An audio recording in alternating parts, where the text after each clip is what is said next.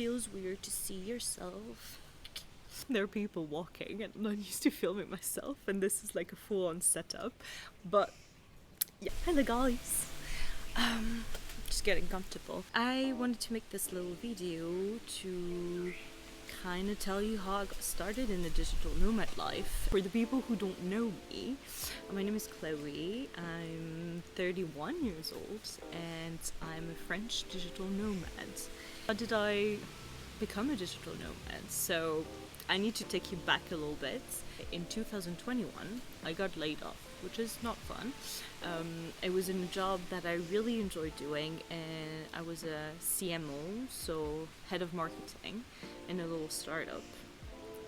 And because of COVID, the business wasn't doing so well. It was mainly related to events. And so I ended up like freaking out and applying to multiple jobs, but none of them were clicking. I started talking to other freelancers, and they reassured me, and they were telling me like, yeah, you can do it. You can definitely start going. I had a little bit of experience in marketing already, so I was like, might as well. I think maybe a year in, I realized that basically I could do my job from anywhere. But then I was like, yeah, but I'm still living in, like, I can't pay 2 rents. That's not possible. Because at the time I was like, if I do this, I would want to do this maybe once or twice a year. Funny. Luckily, I guess, I was also open to it, but a friend of mine needed a flat in Paris, which is where I lived at the time. And she needed a flat for 2 months, and I was like, okay, you can have my flat, you pay a little bit of money for it, and then I can travel, and then I can afford like 2 rents. So that's when I decided to travel to the Canary Islands, Tenerife to be precise, and I stayed in a co-living because I wanted to meet like-minded people, or maybe people with a little bit more experience than me in the digital nomad lifestyle. And sadly this co-living doesn't exist anymore, but I had a really good experience. I met lovely people that I'm still in touch with, and yeah, I stayed 2 months there, and I think maybe a week or 2 in, I was like, this is really what I want to do for, I almost said for the rest of my life, but I don't know that. But like, I definitely want to do this long term. I came back, moved out in 2 weeks, which I would not really recommend. I knew I needed to, like, I knew myself, and I knew I needed to be fast, because once you're like, get back into a routine, it makes things a bit harder. So I would do it again the same way, but it was definitely a lot more stressful than I would have liked to. My friends were like so confused. And yeah, I moved back to my parents' place because I didn't really have an idea of like what to do next, where to go. I ended up finding another co-living in France, and I stayed there a month, and that's kind of like how I got started with this lifestyle. And now it's been over 2 years. I also met my boyfriend along the way. So a year ago I went to Madeira in a co-living called Nomadic, and just met my boyfriend there, and we've been traveling together ever since. So, and now I don't know if you can tell. It's probably hard just from this background to tell where I am right now, but I'm in Sri Lanka. We arrived like 2 weeks ago, and we're gonna stay 2 months, and then we'll do a little quick layover in Malaysia, and then we'll go to Vietnam for 2 months, and Indonesia, Bali. I really want to go to Bali for 2 months as well. This is the plan. It might change, it might evolve, but that's the idea. So yeah, I want to tell you a bit more about my job. So I started as a freelancer in digital marketing because that's kind of what I knew already what to do. I studied in that. I had my first jobs there. Like, it was just kind of what was easy for me to start with. But what I'm going to say a lot of freelancers and entrepreneurs in general are going to be able to relate to is I felt a bit lonely, because it's like I work for you and then there are nice people that tell me thank you, but I don't form like friendships, or it's just a very professional environment, which is fine, but I was missing a little bit of more to it. So then I decided to create a business coaching, and because like working in marketing, it was a bit similar, and this is something that I really enjoy doing, so I was like, might as well just keep doing it, just doing it a little bit differently. And I had a few clients, it was working quite well, but then I had a problem with one of my clients where it was going well in the beginning, and then I would say mid-coaching, she stopped doing the homework. She wasn't really progressing in the way that I wanted to, and she was a bit frustrated, and I could not understand why.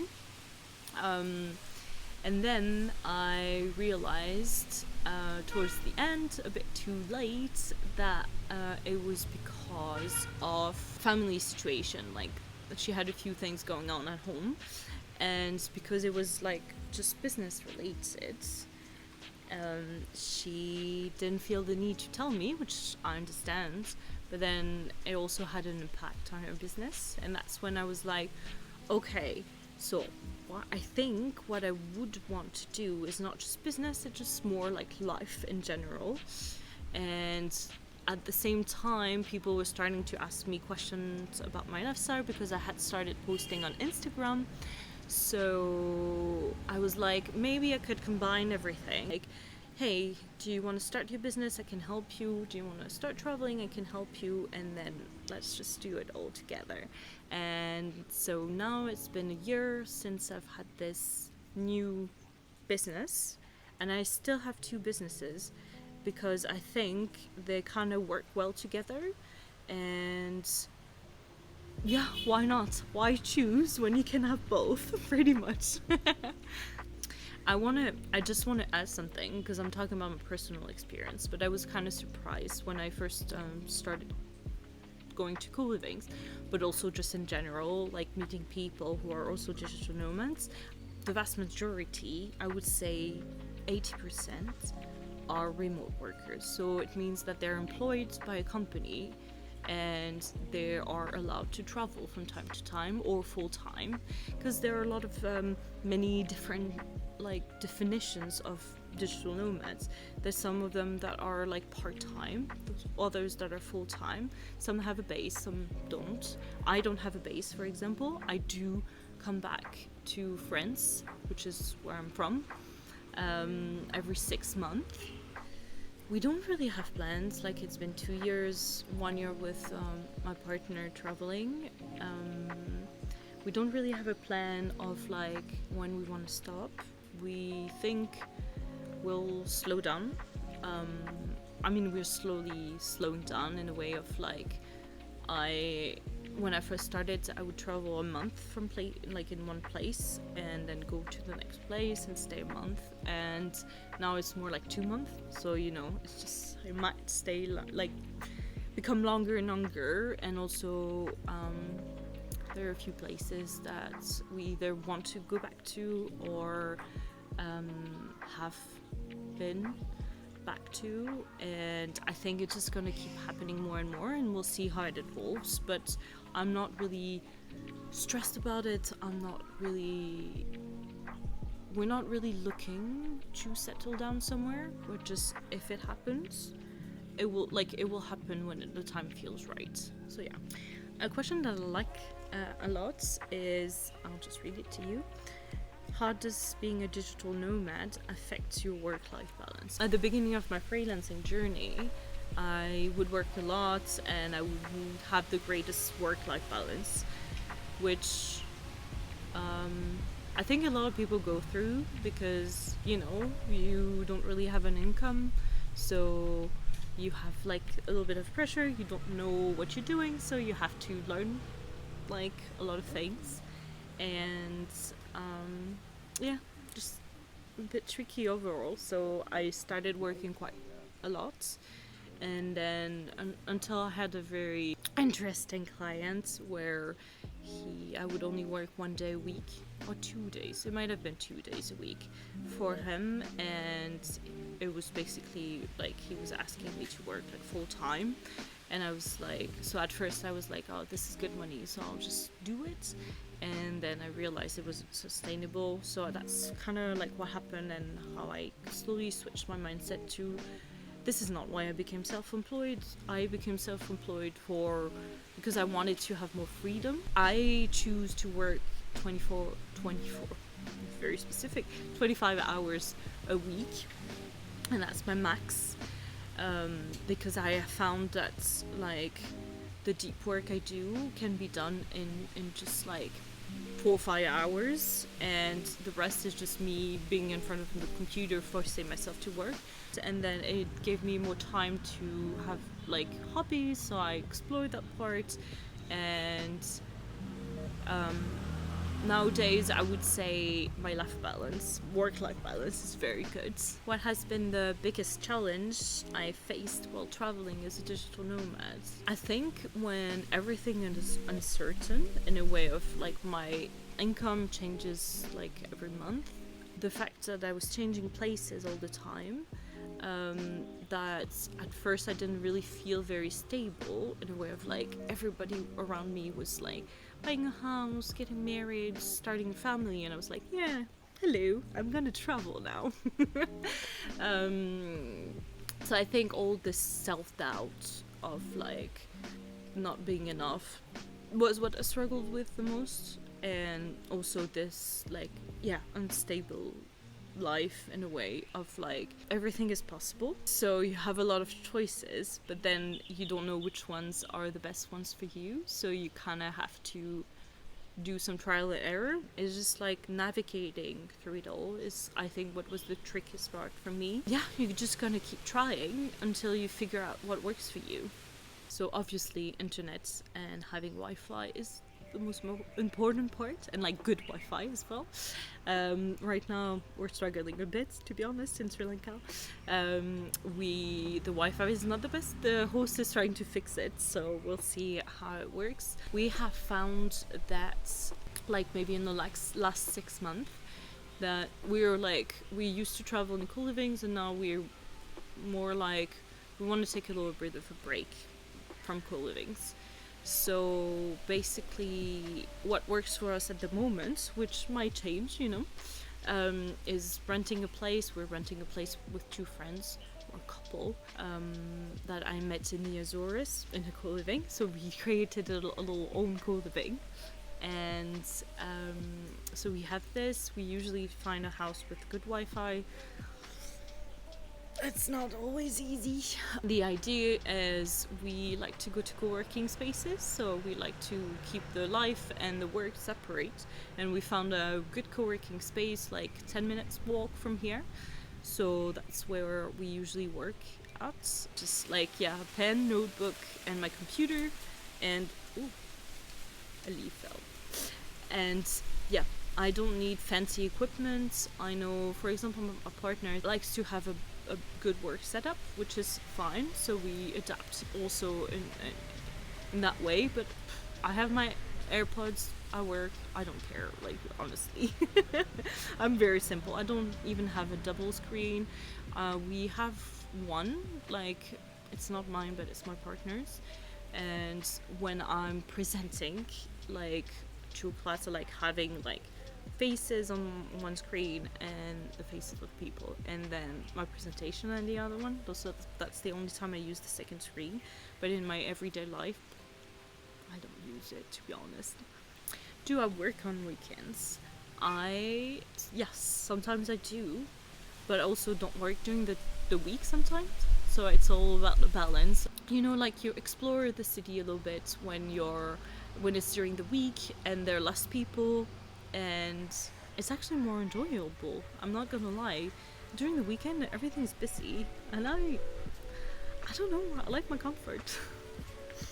I was afraid because I did travel quite often when I was a bit younger, and for me, what I didn't like back then, and the reason why I stopped traveling as well, was because I would have the same conversations over and over again, and then you would meet someone, you would talk to them for a few weeks, and then they would go. It felt a bit lonely, even though I was surrounded by people, so I didn't want to make the same mistakes when I started my digital nomad journey.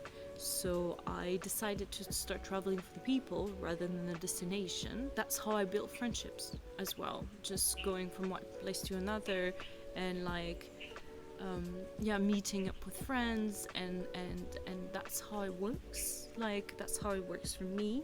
Yeah, also the budget part. Like, I'm spending way less money than I used to, because like in Sri Lanka, like we don't often go to fancy restaurants. We go to local ones because the food is great, although a bit spicy for me, but I'll get used to it. And yeah, just like, it's fairly easy to save money and to invest it in other things, and just, yeah, go from there. What are my long-term goals, and how do I envision the future? My long-term goal would be I hope I will do it this year. So I'm kind of like talking to my future self, and putting it out there.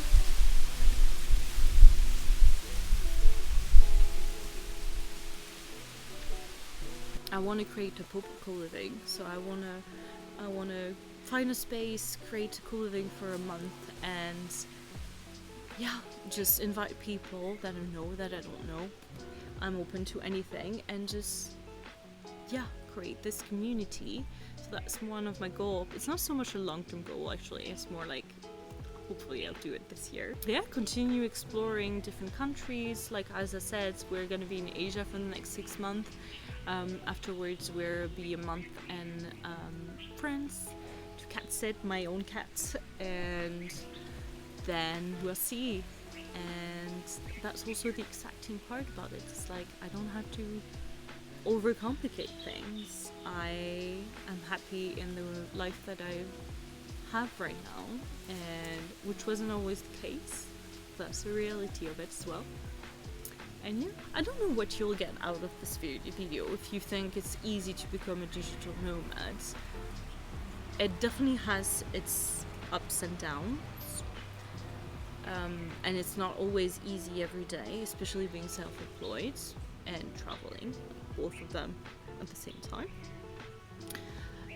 But I wouldn't have it any other way, and if you feel like you would want to talk to someone about it, about starting this nomadic journey, like, feel free to reach out to me, and I can start a conversation, and I could give you a few tips to get you started. And maybe we'll see if we're a match for the coaching as well. And I'll put everything in the info down below. It's the first time I do this, so. And yeah, and maybe if you like this video, like it, please. I have to work on my intro and my outro still, which is funny because I think the first video that I did, and then I also said that, so I still, to be fair, it's only the second video, so it's a work in progress. But yeah. Yeah, if you have any other questions, feel free to ask, and I can definitely get back to you. Bye!